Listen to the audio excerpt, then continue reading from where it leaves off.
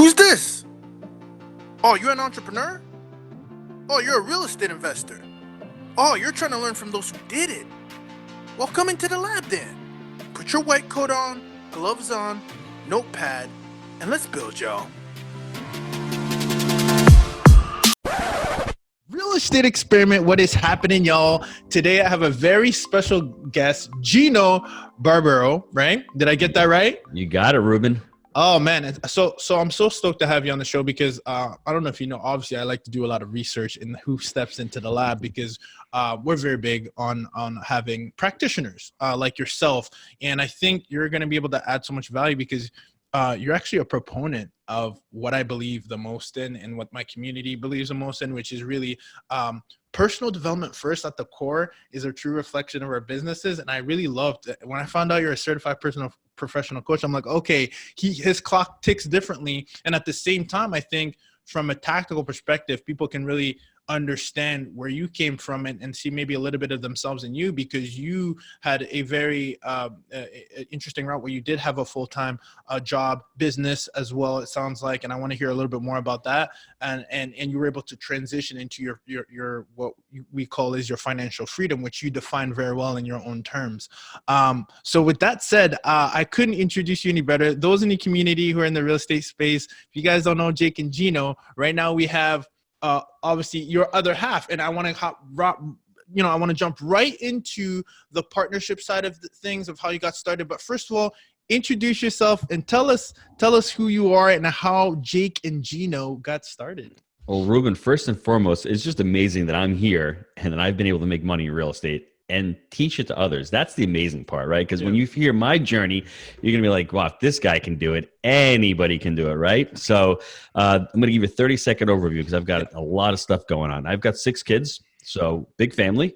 I homeschool our kids. I should say we, the better half of the family. She's busy homeschooling the kids. It's important to understand that multifamily is a business. And I had a business for over 20 years. I was in the restaurant business. And to me, it wasn't a business. I was a mom and pop. I was who I buy from now in the real estate space. Person without systems. I was taught the old school way. You've got to go to work. You've got to do it all yourself.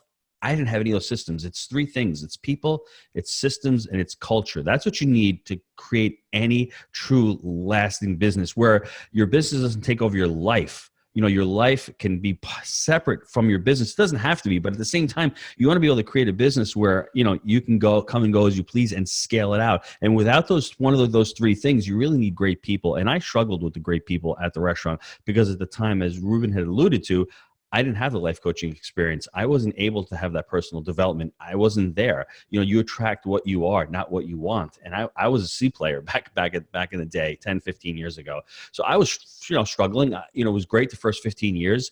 I think 2008 was a seismic shift for everybody out there. Everyone listening, all of a sudden the internet became more prevalent. You've got Grubhub, you've got Uber, you've got Airbnb. Everything just started taking shape, and everything, people's buying habits, I think more than anything, started shifting. So there's a great book out there that I always recommend to my students, and it's by Chris Porter. It's called Big Shifts Ahead. It talks about demographics, right? And it talks about what's going on with buying habits. And that's why multifamily is going to be here for the long run. Prices should come down sooner or later, but that doesn't mean that there isn't going to be a demand for it. And you can see it in the building and what's going on because we are becoming a renter nation with $6 trillion in student debt. Baby boomers that are eclipsing 10,000 people a day are turning 65. Those people are retiring. I'm getting off topic here, but I'm trying to warm the subject up with what's going on with multifamily, why I was endeared to multifamily even 12 years ago, back in 2008. I saw that shift. I saw that people, they liked homes, but the home is not like what my parents' generation was. It wasn't that, American dream. Now I think the American dream is just getting in the car and going wherever you want to, working wherever you want to. We're on a Zoom call right now. Could you imagine this 15 years ago? Probably not, right? It wasn't there yet, but it was shifting. So in 2008, the Great Recession comes. I'm working harder. I'm making less. And I said to my brother, I need to make more money. So I fortunately met Jake through my brother. He was a pharmaceutical rep at the restaurant, and he was taking, catering orders to doctors' offices. Obama comes in with the Sunshine Act. All of a sudden, Jake's future is shaky. He doesn't know what he's going to do. I'm like, Jake, Let's start investing in real estate. He moves down to Knoxville in 2011. And the day before he left, he's like, Gino, I'm leaving. So I said, when you get down there, let's start looking for deals. So he gets down there. It took us 18 months to find our first deal. But for me, the great thing about it was I had made a couple of mistakes already in real estate. I had invested in a mobile home park. I had invested in a strip mall. And I didn't have the experience or the education. We say education times action equals results. Yeah. I took the massive action. I didn't have the education. So after those two big blunders, I said to myself, hold on, let me go back. Let me get some coaching. Let me find a mentor. Let me find what I did wrong. And then from there, I can course correct. And I had always had that multifamily in the back of my mind. I had bought a fourplex in New York, and the numbers worked really well. And I liked the business, and I liked the space. But in New York, I just saw demographics even back then with the taxes, with the insurance, with the land values. And it was just too expensive. The numbers, it was not a cash flowing market. And I wanted cash flow when I started, and quote unquote, that passive income, which, real estate multifamily does allow. You can scale up. You have the economies of scale, as opposed to buying a twoplex and duplex and a 3-unit. You can buy 20 units in one location, 30 units, whatever the size is. So for me, when Jake moved down to Knoxville in 11, it was really lucky for me for that he went down there. We chose that market. He was boots on the ground, and we just started buying together. Wow. So that's fascinating. So I heard a few key things that I want to make sure that they don't slip through the cracks. Because again, I really love your story and the process that went behind, not so much the event. Mm-hmm. And so I want to go and circle back and go to step one. You mentioned great people. The reason why I want to double down on that one is because you mentioned, you and Jake kind of just hit the ground running. And I know you're very big on people, systems, and culture, which is what you just mentioned. So how would you say you knew that, did the partnership come first, and should it come first and then the systems come later? Do you want to talk about how you and Jake said, hey, because I know you're big on partnership, multifamily equals partnerships. You talked about that. So I want to take a step back. For those who want to maybe do what you do, and I advise they should do what you do as a practitioner, how do I know that Jake is the right partner for me? That is a great question. I'm going to answer it, but I'm also going to tell you listeners, I did a 30-minute podcast on partnerships. There's a framework that we created that you should follow out there. It's on the Wheelbarrow Profits podcast. But to answer your question, when you're looking for a partner, it's basically, value-based decision-making. That's the first thing, right? You have to really align your values. And what does that mean? To me, it means a lot of things, right? It means that, are we on the same page as far as our goals? Is Jake have a growth mindset? Is he willing to make it happen? We created core values. The first step I think any partnership should do, unless you're doing a one-off where you need to, borrow money from somebody and you just got one little deal going on. But if you're going to do something long-term with somebody, we didn't do this, but I think intuitively we knew it. Create some type of core values amongst you and your partner. Our core values, it took us years. We have actually been coaching with a company because we're scaling up, and we need to create this culture and these core values for our multiple companies that we have. We have an education company, we have an investment company, we have a property management company, we have a syndication company. So we want to have, core values, and we're hiring through the core values. But I think every partnership should have some type of core values, whether it's, for us, it was people first, growth mindset, unwavering ethics, make it happen. Those are our core values. And along with that, our mission statement is to create communities that allow people to become the best version of themselves. And for us, that meant we wanted to have great, people for our residents in our apartments. We wanted to have, for our investors, for the syndication company, for our education students, for Jake and Gino, and for our capital company where we're getting mortgages for our students or for potential clients. So for us, starting out that partnership, you have to be on the same wavelength. If Jake wanted to fix and flip and I wanted to buy and hold and buy apartments, that's not going to work as a partnership. It's not. And you're going to be tripping over each other and be like, you know what, this is not going to work. So for me and Jake, the other thing that really stood out to me was he was very prepared. He was a diligent worker. He did what he said and he said what he did. That worked. He is a hard worker like me. We worked really well together. There's no excuse. If we've got to call a broker, we have to underwrite a deal. Listen, last week he's running the property management company. We have 1,500 units. He took 2 days out last week to go to Charleston to do due diligence on the 46 units we're buying. Thank God he went out there. Deal didn't work out. Faulty plumbing, new build. But that's what it takes to have a partnership, to take that responsibility and say, I need to do this. When I need to go on a flight and do a speaking engagement, I do it. When I need to work on a Saturday, I do it, because that's what it means to be in a partnership. It's not, oh, well, it's your job or my job. It's our job internally. I'm feeding his family. He's feeding my family. That's really what it comes down to in a partnership. And I think don't overlook it. If you don't like the person, Ruben, don't go into business with the person, because I'm on the phone with him. I had a call with him. We have our daily huddle every morning. I was on a call with him. We had a weekly lesson every Monday. So I'm on the call with him there. I was on a call with him at 2:00. We're selling a deal. So I'm on a call with him 2 or 3 times a day. If I don't like that person, it's going to be a terrible partnership in the long run. So I think you have to flesh all of that out. And I can continue to go on as far as the type of framework that I think you need. With multifamily, there's different types of partnerships. If you're starting out, Jake was great. He was boots on the ground. He didn't know multifamily in the beginning. So he leveraged my ability to underwrite deals, to select deals, to talk to brokers, to creative financing, all that in the beginning. And he was the boots on the ground doing the property managing. So I felt comfortable with somebody down there, and he felt comfortable with my skill set. Now, as you grow, we bought our deals internally, first 1,000 units. We didn't syndicate at all. As you're growing, syndication is one tool in the toolbox. That's one way you can get into multifamily. So you can go out there and find a partner who can help you raise capital. You can go out there and find a partner who has net worth, right? You can go out there and find a partner who's going to be boots on the ground or run day-to-day management. It's one of them that does asset management. Or you can find one that will go out there and underwrite deals or find deals for you. So there's so many different ways and different types of partners you can find in the mix. I just think ultimately, I call it the sniff test. If you just can't go out and have a beer with that person and enjoy their company, it's going to be hard to have that partnership, because you will have bumps in the road. You will have people sue you. You will have tenants die on you. You will have fires. You will have months where you don't draw. You will have months where you may have a capital call amongst the two of you and go, we didn't draw this month. We need to put money back into the partnership. So be aware of that. And if your goals are aligned and you're saying to yourself, we're growing this partnership, we can't take money for the next 3 months, we have to reinvest it into the business. That has to be a conversation that you can have with your partner. Okay, great. So you hit all the points that I actually wanted to drill on, and I appreciate you for that. First of all, big shout out to Wheelbarrow Profits, because I actually listened to the partnership one, because I love, we talk about this in the lab all the time. Mm-hmm. Now, I want to take a step a little bit back, because you mentioned skills and core values and then growing together, and that's actually exactly where I want to go.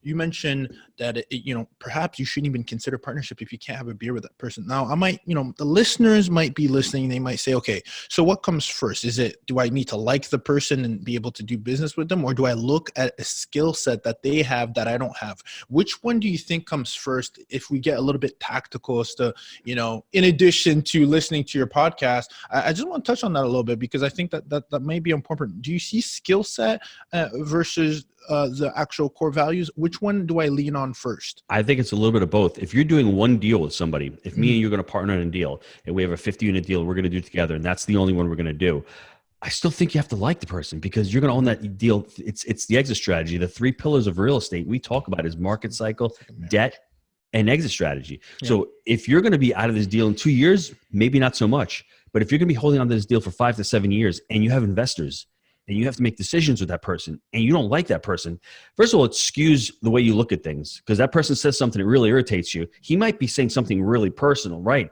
Him or her. They might be saying something really intelligent. You just don't like him, and you're discounting them. So you have to watch out with that. And I don't mean you have to like them to go out and hang out and have the beer with them, but at least you can at least respect their opinion, right? You're thinking long term. You're thinking long term. Yeah. So for me, if you're going to do a one-off deal with somebody, but remember, you're still a partner. You still have equity. You still have an operating agreement with that person for that deal. So just be careful. Partnership is like a marriage. Once you get into it, you have to be really careful, because it's a long-term commitment you're making to somebody. And if you're nilly-willy, and it comes to a lot of people don't do what they say and say what they do. So it's always, and when partnerships fail, I learned one thing in life.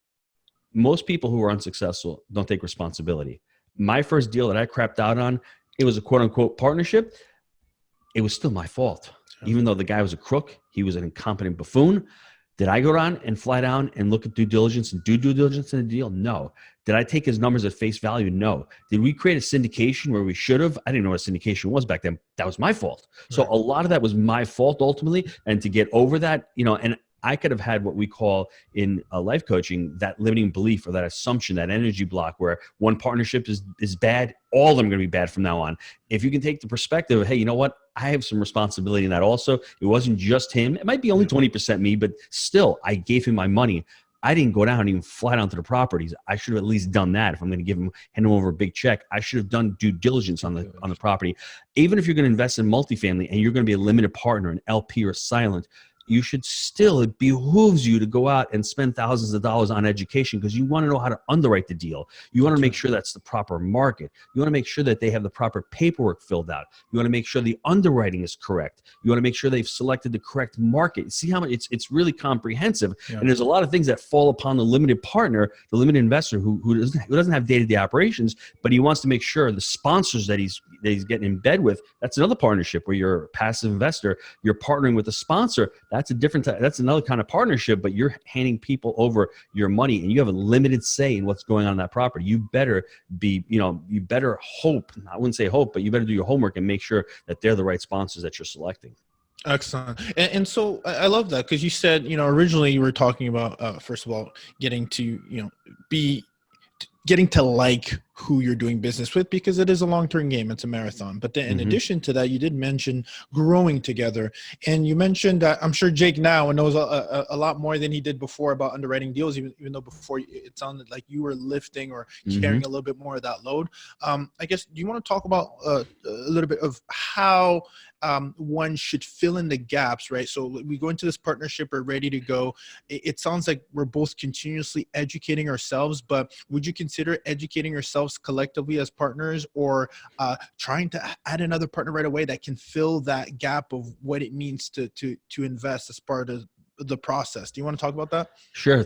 Another thing with partners, I should mention, I don't know if it's obvious. Yeah. I wouldn't partner with somebody who you can pay, right? If you can pay somebody to do some legal work, no reason to partner with a lawyer if you can pay somebody $500 an hour to do that. I think most Americans don't understand the fact that equity makes you rich. Transactions pay the bill, but true equity, true ownership makes you rich. And it's a long game. And the majority of people like the instant gratification. To delay that gratification and to have equity, it's really difficult because you're not getting paid. It took lots of years, I don't know how many, probably 3, maybe 4, before Jake and Gino saw a nickel of revenue in our pockets. A lot of groundwork, laying the groundwork, delaying that gratification. I think the question that you asked, we started a podcast like you did 5 years ago to get educated. So we started the podcast together, getting on the podcast with T. Harv Eker, Cameron Harold, Robert Kiyosaki.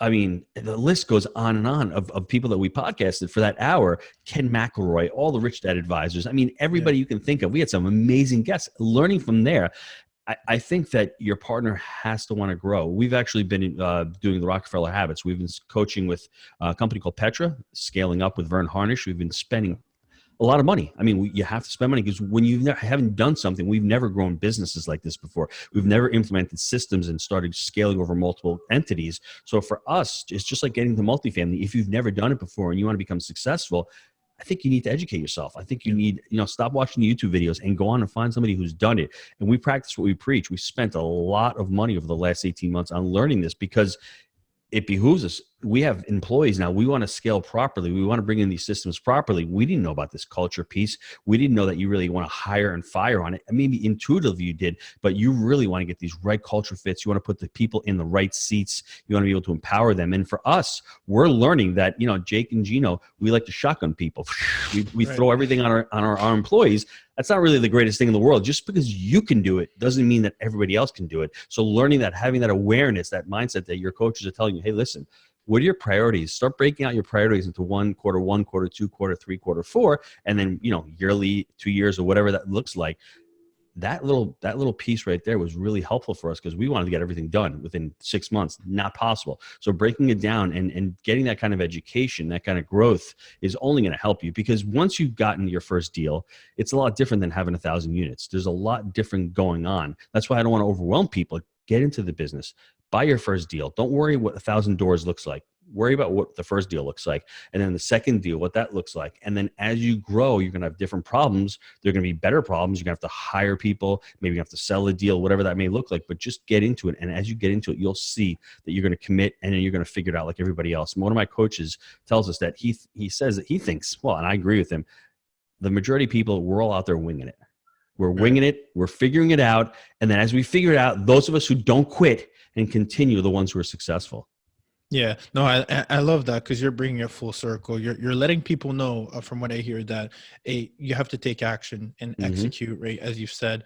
And then in addition to that, don't just settle and say, "Hey, I've taken action and I am where I'm at." In order to grow, you got to bring in either different people, either you're hiring, which you got to be Yes. very careful for, from the hiring to the partnership, but then at the same time, the mentor component, which again I can attest to, even having a person like you come in and hearing that is enough of. There's so much mentorship out there, and obviously you're Jake and Gino, you guys are doing a fantastic job. We'll make sure we plug that.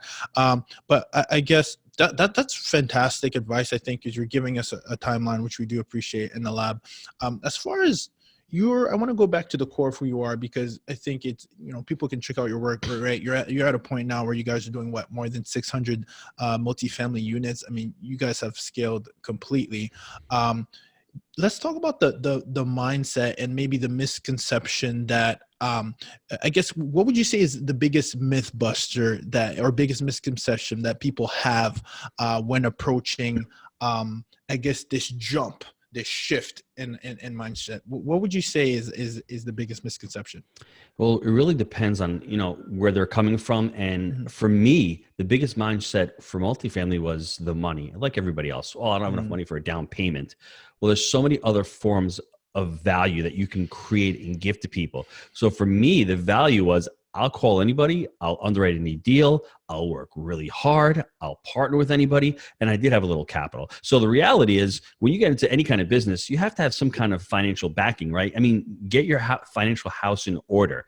You can't go into it with tons of credit card debt, tons of student debt, and all. You can, but it's going to hold you back. It's going to not allow you to. Don't let that hold you back, because you can create value for others. You can pay to play, or you can seek to serve. That's what my mm, boy Josh at Jake and Gino says. That I think the biggest mind shift for me was, wow, where am I going to find the money? Syndication allows you to do that, where you can start raising capital and partnering with others to do that. The thing is, you have to know the space itself. You have to know how to invest in these assets. I think the other thing is, you can do owner financing. You can get seller financing on these deals. I think, Ruben, the next misconception that most people have out there, because of the internet, and I blame Instagram and all these other things, you're at the Super Bowl, you're watching these people, you're watching the Super Bowl halftime, you're saying, wow, these people are just, what a great show. They're so talented. They're so lucky. They're not lucky. They've worked really hard to where they yes, are. They indeed. put in the time, and they started small. They didn't start on the Super Bowl stage. They started in some back alley bar and worked their way up for years and years and years. And you don't have to start with a 100-unit deal. Everyone's out there on Instagram saying, I closed 500 units, I closed 300 units. Some of them did. Some of them didn't. They're part of a syndication where they raised a little bit of capital. So think big, but start small. Don't worry about starting with a 5-unit or an 8-unit or a 10-unit. Start wherever you feel comfortable. We started with a 25-unit, but I had a 4-unit before that. But the 25-unit was Jake, myself, my partner Mark, my brother Mark.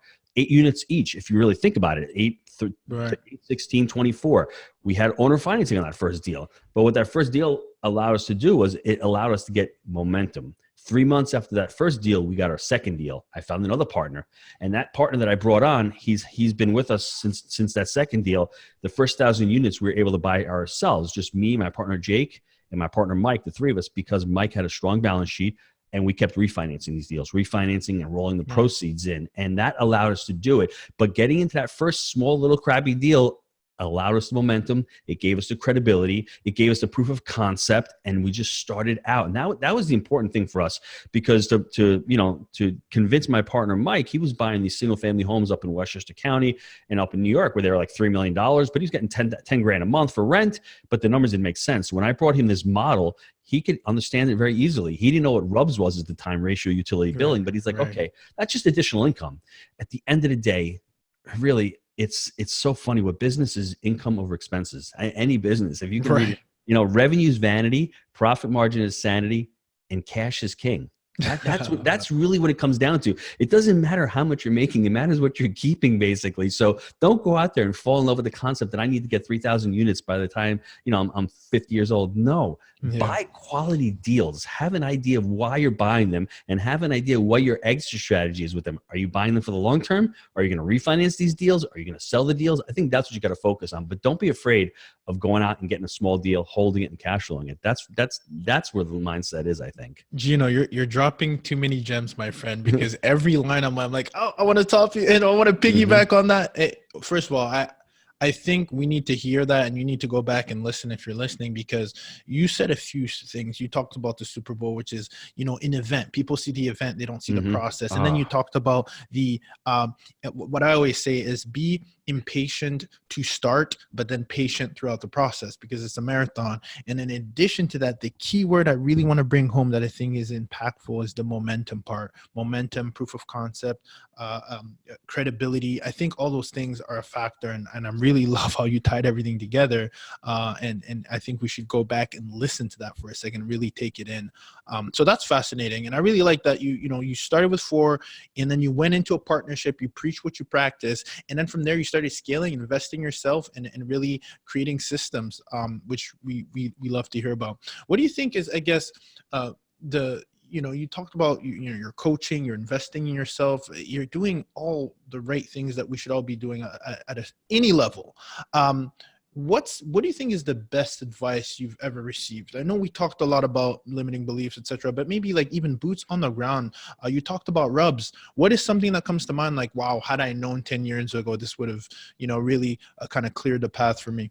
Well, there's a lot of things. I think one thing I want to put a bookend on the last thought. I want everyone to fall in love with their actions. Don't fall in love with your results. Yes. If you can fall in love with your actions, if you can, and this is probably something answering this question also, if you can fall in love. So you have to identify as a multifamily investor, right? So everyone's about getting deals. So it's what we call the race to 80 or the race to 100, whatever. You have to underwrite X amount of deals to find a good deal in this market. They're there. You just have to. So what's that? The actions you have to fall in love with is you have to follow, call the brokers, underwrite the deals, go to the markets. If you can fall in love with those actions and you continue to underwrite, if you're underwriting 4 deals a week and you need 80 deals, you need 20 weeks. It's going to take you five months to get a deal, right? Step it up, find a partner, underwrite more deals, fall in love with that action. Okay. And I'm so sorry, Gino. I hate to cut you off, but you're doing such a good job. And I want to say, you mentioned find a partner if maybe you're not a numbers guy. Is that what we're getting at? Because maybe you falling in love with the process or your actions. I want to bring that home. Are you saying, and this is going back to the partnerships, that maybe if you're not good at this one thing, find a partner to fill that gap? I would do that. Like, there are people out there. See, underwriting can be something you could have sourced out, but in the very beginning, maybe that's a partnership thing where you can trust somebody, your partner, to do that skill because you stink at it. So the first couple of deals, I don't think we could have outsourced it because we really needed to learn it. I really knew how to underwrite the deals. Jake didn't at all. We started learning by process, by doing it together. Now our partner Dylan does it on the cursor underwriting. Then he'll do the deeper underwriting and we'll go through it all together. So I think in the beginning, if you're trying to scale up and you're doing everything by yourself, maybe you bring somebody on that will help you with that piece. But when you first start out, Ruben, I think the other thing is when you first start out, it's all hands on deck. I mean, I'm a mentality. I'm gonna do this and I'm gonna do that, and that's what we did in the beginning because that's what entrepreneurs do. They want to learn. You have to learn all the processes. Then the hardest thing is as you're scaling up, what do you delegate? What do you delegate, dictate, delegate, and disappear? That's the hard part because it's like a disconnect. In the beginning, you're doing everything, but then as time goes on, you don't have the time to do those things, so you have to scale out. So there's a tricky part, and the tricky part is, okay, when am I going to hire the next person? Well, when you're thinking about hiring that position, that's probably the right time to do it. And if you can get a 5X or 10X multiple on that, then you do it, but it's really hard. It's easier said than done. And for me, it took, hiring our first salesperson. I probably waited 6 extra months because I was unsure. I never did it before. Then we hired an operations manager. We probably should have done that 6 months sooner. Those are the hardest things of being an entrepreneur because you control everything and then you've got to let that control go and you've got to hire. But if you don't have these core values, it's really, really tough to do. For me, as far as answering the remainder of that question, I think one of the tips that I really should have focused on earlier in my career, and I think everyone should also, is the financial freedom aspect. Try to pay your bills. Try not to fall in love with what I say, the Parkinson's law from Nelson Nash's book. He wrote a book on infinite banking concept with the whole life. Parkinson's law basically says that as your income grows, so does your spending. You don't deserve to spend more money just because you made more money, right? That's the problem. Okay, you got a $30,000 bonus. You don't need a brand new car. put 25 into the damn savings account so you can save for a deal and spend a little bit of it. Don't spend all of it. And that's the problem. That's what we fall in love with, the concept, hey, we made money, we deserve to buy something else. And I never fell into that trap. But, every now and again, when I was first starting out, I probably could have saved a little bit more money. And I think if you can become financially free, whether that's by house hacking, when you're young and you can get a triplex and you have 2 tenants paying the bills and you're living in one of those and you can live rent free and have all your bills basically paid for, maybe in your 20s, you can go out and work on personal development or work with a mentor and not worry about getting paid for the next 2 or 3 years. That's golden if you can do something like that. So, focusing on your financial freedom, because once you're financially free, then you can do whatever you want. You can work wherever you want to. And I'm sure when you become financially free, the majority of those people don't retire. That's not the goal, to become financially. I think people who work 9 to 5 or people who work, when they're working regular jobs, they have that fantasy. After 20, I'm going to retire. Well, what do they do after they're 20? They go out and find another job because they're so damn bored, even if they can make the money. So for me, thinking about you mentioned having the freedom to make a choice. I know you're big on that, right? That's really how you define your financial freedom, because you like to work by nature, but you like to decide, what kind of work you're going to do. So, I think that's huge. Where, how, and why. That's, I think, financial freedom. So it's not working less, but it's working with whoever you want to. I don't want to work with that person today. I'm not going to get on that call. Great. I don't have to. I've taken a lot of coaching calls for free over the last 3 or 4 years because I didn't have to get the money. And when you do that, when you do podcasts and you're not getting paid to do a podcast, man, there's a lot of additional benefits coming out of that. So I think that's really cool when it comes to financial freedom, not having the pressure to say, I've got to take this call or I've got to work an extra 3 hours because I've got to pay the bills. No, I want to work an extra 3 hours because I like what I'm doing. Yeah, no, I love that, because sometimes I feel too, Gino, it's that a lot of the times when I'm working with individuals, I'm realizing that a lot of us are, we get caught up working in the business and not on it. And I think what you're giving yourself it's kind of crazy. It's kind of like exponential growth, or it's like a compound effect. When you get to step away, then you actually get to find the gaps and address them. But when you're caught up in it, because maybe you got to pay the bills, you got to do all that, you don't get a chance to even, operate from the top and kind of assess. So I think it all goes back to, again, being aware. And I like that you're tying it back to the core, the fundamental principles of putting some money to the side or time so that you can really project and get ahead of your goals. So that's fantastic. So I want to get into the core rapid fire questions, because you've given us so much value, and I like to find out a little bit about the core, in the DNA of Gino, and so. Your big personal development, huge awareness. We could just hear it the way you answer your questions. Very well thought out. Tell us about maybe, you mentioned a book earlier, but what is your favorite book, you would say, or one that comes to top of mind? For me, I'm trying to create this Wheelbarrow Profits Youth Academy. And my next goal, because I'm financially free, I can spend a couple hours a day working on this. And ultimately, there's 2 or 3 books that come to mind. The first one I just thought of is The Go-Giver by Bob Burg. You can go out there and you can think of giving to others without really expecting anything in return. My wife made this point. She became a life coach because of what she had seen me going to these events and having people come up to her with tears in their eyes saying, hey, if it wasn't for Gino, huge help. So The Go-Giver is everyone's out there. She made this point. She says, before I became a life coach, I didn't realize it, but when you're having a conversation with somebody, they're usually talking and you're usually listening, right? It's the other person who wants to be heard, right?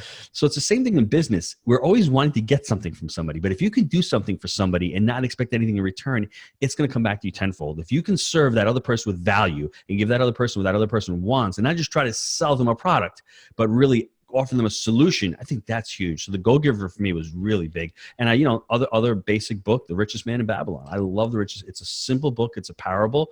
Really powerful book. And obviously a lot of people point to this one. It's Napoleon Hill, Think and Grow Rich. I think everybody, all the gurus today, whether it's Tony Robbins, Zig Ziglar, Jim Rohn, they've taken stuff from that book, and there's nothing wrong. I mean, they're basically ripping off and duplicating, which is great, and putting their own spin on it. But that book has basically all the personal development you're ever going to need. It's basically a person who wasn't rich, who went out and he interviewed all these rich people. He positioned himself as a rich person. He positioned himself as an authority figure, and he really learned the model. And that's how you learn. He spent 25 years. Everyone thought he was crazy while he was writing it. Everyone thought, you nuts, you're doing all this, you're not getting paid. But he's the definition of an entrepreneur, somebody who's taking responsibility, somebody who's learning his craft, and somebody who's delaying the gratification, putting all the work into it. And then when he becomes that success, it's like, oh, well, you know, and his work has lived on throughout the decades, throughout the ages. You read that stuff and you're like, these people have had the same problems we've had. They have problems finding a down payment. They have problems finding money. They have problems finding deals. They have problems finding part. It's been the same problems over the generations. So, and it's the same formula to piggyback your point. You know, what you talked about, to, you know, getting on a podcast or interviewing people, what I'm doing, my experimenters know, you know, getting people like you in the lab to either share value. And not only does it get your business out there, but at the same time, we get to learn from you and hear it from the horse's mouth. And I think it's really powerful to have someone you can touch, feel, and really see that they're a person just like you, and they've been able to do that. So first of all, thank you for joining the lab. And then again, it comes full circle, obviously. So that's fantastic. What do you think is the best habit that serves you every day, Gino?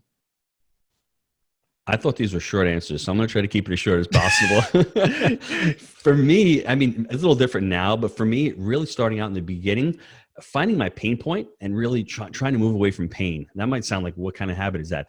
I hated my situation. I hated the restaurant, and I found that I had to learn. So I went to get that personal development by going to coaching school and by finding out, by learning those tasks and those skills that you need to become successful in life. And for me, the most successful one was I was a hard worker. So people say, oh, hard working ain't going to get you anywhere. You need to work smart.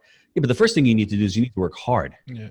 And what does that look for you, Gino? Is that a habit that you do? Like you wake up in the beginning of the day and you say, okay, these are all the things I'm going to nail. Like, what does that look like practically for us in the lab? So for me at the restaurant, restaurant work is hard. I mean, you're working 12 hours a day. You're working on the weekends. You're working on the holidays. You're working when everyone else is not working. So for me, the mindset of working hard and working an extra hour is not a big deal. I need to be structured also. So when you're at the restaurant, food's coming in, you know, you don't sell it today, it's going to go bad. You have to really be on time. You have to really be precise and really lay things out. So for me, that's what I did. I structure my days. I structure my weeks. So I know exactly what I need to do. Today I had two podcasts. I had 2 recordings. I've got to create content. So I know what my day looks like, and I try to chunk everything down. And if it doesn't get done today, gets pushed off to tomorrow. So I think for me, the hard work and then ultimately learning how to work smarter by leveraging other people's time, by leveraging other people's money is really important. But that's a hard one when you first start out. Just work hard, work really hard, try to figure it out. And really, I mean, as far as goal setting, fall in love with those actions and try to figure out what you want to get out, get that clarity of what you want out of life. I think that's really important. I like that. What do you think is the best tool that helps you excel throughout your day? Could be anything. Could be an application. Could be a notepad. It could be anything. Wow. So for me, I take notes. I like it because it attracts my subconscious. Yeah. We're in the lab. We're taking notes for sure. And that's the thing. Everyone's got to get off the iPad and start taking notes by subconscious, by writing it down, because something happens. It triggers something in your mind. And also when you're done with it and you strike it out, there's your dopamine hit. So every time you get something done, and don't be afraid to write down wins for the week, wins that you had for the day. So we have a daily huddle every morning.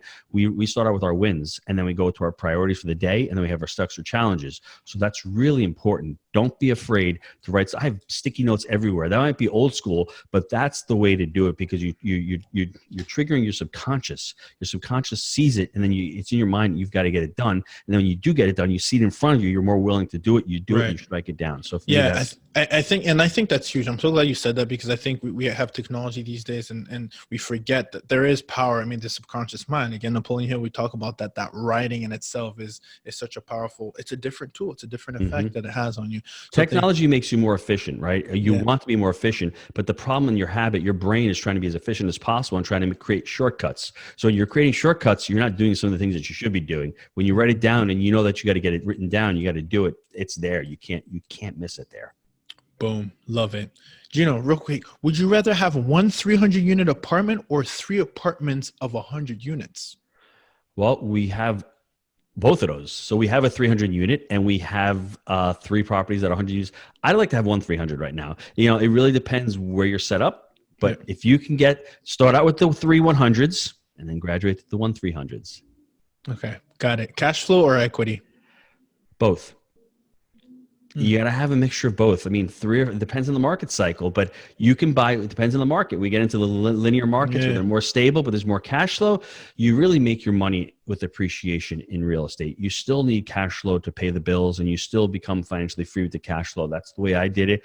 But you make those big paychecks with the refis or the sale, but you still want, you can't buy on negative cash flow. You just can't buy a deal unless you know you've got a bridge debt and you can actually reposition this property and get it going. But especially in your first couple of deals, do not do that. That's really risky. Never buy a deal with negative cash flow. That's not investing. That's speculating. Good advice. Great advice. Self-manage or outsource? We are vertically integrated, so we are self-management company. We have about 50 employees, so we're looking for health insurance this year. People first. So it's going to be a big hit for us, but it's something that we want to do because I think, your employees work hard. You want to treat them as great as possible because they are the backbone of whatever you're doing. And, having benefits is something that we're looking to do. It's going to be a hard thing. I'm not saying it's not, but that's something that we've come up across this year and said, listen, this is what we got to do. Good for you for doing that. If you had one superpower in real estate, what would it be? I think it's grown so that I think my superpower is just listening and trying to figure out what's going on with the deal. And there's always a backstory going on. I'm actually selling something right now, and I knew I didn't get the contracts back. I just knew they were stalling, why they were stalling. So I have more of an intuition now, doing it after doing it 6 or 7 years. And I think the due diligence process is we're pretty good at it. We can sniff out a deal when there's BS going on in the deal. Is there one superpower, Gino, that you wish you had or that you're currently working on? I wish the superpower was finding more deals. Good one. Oh, good one. Excellent. So, wow, thank you. That was such great value. I want to thank you. And I always finish off by always asking, if there was one question that you wish I would have asked you, what would it be? Why'd you have 6 kids? That's interesting. Why did you have 6 kids? Because I love kids. Kids are like multifamily, Ruben. Let me tell you this. It's really funny. Make the analogy. You have your first child. You don't know what you're doing. You're never prepared. It's never the right time. You don't know what's going on. There's no manual. It's sort of the same thing with multifamily. You buy your first deal. There's not really a manual for you to do this stuff. You can go and get educated and get trained. But until you buy that first deal and you get that sick feeling in your stomach, what's going on? You bring the baby home, it's yours now. You buy that deal, it's yours now, right? So the second child, you sort of went through it once. You have a sort of a framework. It's like, okay, I get this. This is not bad. It's pretty good. If you had a good experience with the first child, the second child, you're okay. The third child is like, this is all right. I've done this a couple of times. These 2 deals are cash flowing. This third one, I like it. The third child for me was like, I fell in love with my third child. I mean, it was just amazing. The fourth child is like, wow, okay, we got this now. There's 4 kids. We got 4 deals going on. I really like this. I think we can do another one, right? My wife's like, you nuts? Yeah, the fifth child is freaking awesome, right? I love the 5th child. And it was like our 5th deal, same thing. I was like, we're building it and we know what we're doing and he's getting comfortable and it's awesome. And then the 6th one was like, wow, this one is really cool. This is a lot of fun. I'm enjoying this one. And it's sort of the same thing with multifamily. When you first start out, it's a rough journey. You don't know what you're doing, but you'll figure it out. And as you grow, the only difference that I always say is one puts money in your pocket, the other one takes money out of your pocket. But other than that, but then now my kids are older, they're working for me. So now I'm leveraging their time. I ain't editing videos anymore. I got my daughter editing videos. I got my son calling investors. So it comes full circle, right? And the thing with multifamily is great. They can become part of the business. So that's my analogy. That's got to be the best analogy that I've heard on the podcast. Yeah, that's very, very honestly, you couldn't have said it better. Like that's 100%. And I don't have kids yet, but I can relate. Oh, dude, we have a big family. Yeah, children they're awesome. They're awesome. No. That's amazing. Well, Gino, where can people, if you guys don't know Gino and Jake and Gino, as they call themselves, with Jake being the partner of the entire operation, tell the people where we can find more about what you guys are doing. I mean, you're doing so much. I want to include it all in the show notes, but where can we find out more about what you and your wonderful team is doing right now? Just go to jakeandgino.com. We wrote a book. It's called Honeybee. It's been out for 3 or 4 months. Actually, right now, Amazon just put it on 99 cents for Kindle. So if your listeners out there, go pick it up on Kindle. It's 99 cents. It's just very similar to the Richest Man in Babylon. It's a parable. So it's an easy read. I've had all my kids read it, up to the 11-year-old, the 14-year-old, 17-year-old, and 20-year-old. The 4 out of 6 have read it. The 8-year-old could probably start reading it also. It's a great book. You can get some information on the book if you just go to jakeandgino.com/honeybee. There's some videos on there. You can read the stuff, and down there we have our podcast. So just go to the Jake and Gino channel and you'll see the different podcasts that we have out there. Yes, and a big shout out to the partnership podcast, because I know that's one thing that we talk about a lot, which was fantastic. I think you guys gave really great tactical advice, you and Jake. So definitely big shout out to that. But I'm excited. I'm going to get the book. I'm going to make sure that we put those in the show notes. Gino, I cannot thank you for enough for stepping into the lab and dropping gems of value. And best believe we will be following what you're doing and hopefully collaborating soon, at least all of our listeners as well, with you, because it's all about everybody winning. So thank you, Gino. Thanks, Ruben. Thanks for actually being part of the Jake and Gino family. Thanks for having me on here, and we'll speak soon. I appreciate it. Thank you. For sure. Gino.